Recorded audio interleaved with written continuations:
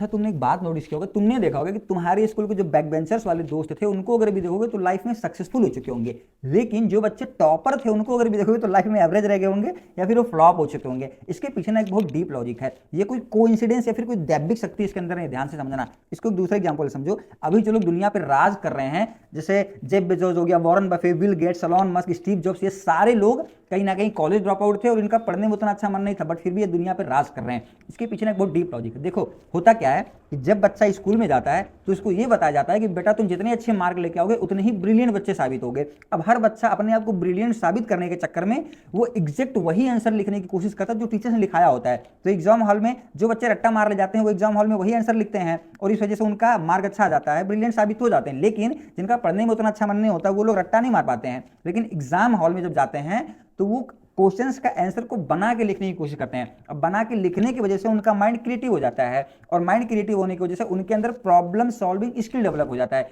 वो एक ही प्रॉब्लम को अलग अलग एंगल से सॉल्व करने की कोशिश करने लगते हैं और उसी एंगल में, उसी वे में उनका माइंड ट्रेंड होने लगता है धीरे धीरे। अब आगे चल करके जब बात लाइफ जीने की आती है तो देखो लाइफ एक लीनियर वे में नहीं चलता है, लाइफ कभी स्ट्रेट नहीं चलता, लाइफ में अप एंड डाउन बहुत सारे होते हैं, हर दिन नए प्रॉब्लम्स, नए चैलेंजेस आते हैं। तो जो बच्चा रट्टा मारने वाला होता है वो एक प्रॉब्लम को एक ही वे में सॉल्व करना जानता है, लेकिन जो रट्टा नहीं मारने वाला बच्चा था, जो उतना ब्रिलियंट नहीं था, उसके अंदर क्या था, एक प्रॉब्लम को अलग अलग एंगल से सॉल्व करने की एबिलिटी थी। इसके अंदर प्रॉब्लम सॉल्विंग एक एबिलिटी हो जाता है, प्रॉब्लम सॉल्विंग का स्किल इसके अंदर आ जाता है। तो क्या होता है कि लाइफ में हर दिन अलग अलग प्रॉब्लम्स आते हैं और अलग अलग एंगल से अलग अलग तरीके से सॉल्व करना होता है। इस वजह से जो बैक बेंचर्स थे उनका माइंड प्रॉब्लम सॉल्विंग एंगल की तरफ थोड़ा सा टिल्ट हो जाता है, तो वो एक प्रॉब्लम को अलग अलग एंगल से सॉल्व करने लगते हैं। इस वजह से आगे चल करके लाइफ में यही बच्चे सक्सेसफुल होते हैं जो बच्चे स्कूल लाइफ में बैक बेंचर्स थे। अब इससे तुम अपने आने वाले जनरेशन को ये शिक्षा जरूर देना कि बेटा स्कूल लाइफ में मार्क लाना जरूरी नहीं है, हाँ पढ़ो, बट पढ़ने का ये मतलब नहीं तो कि रट्टा मारो।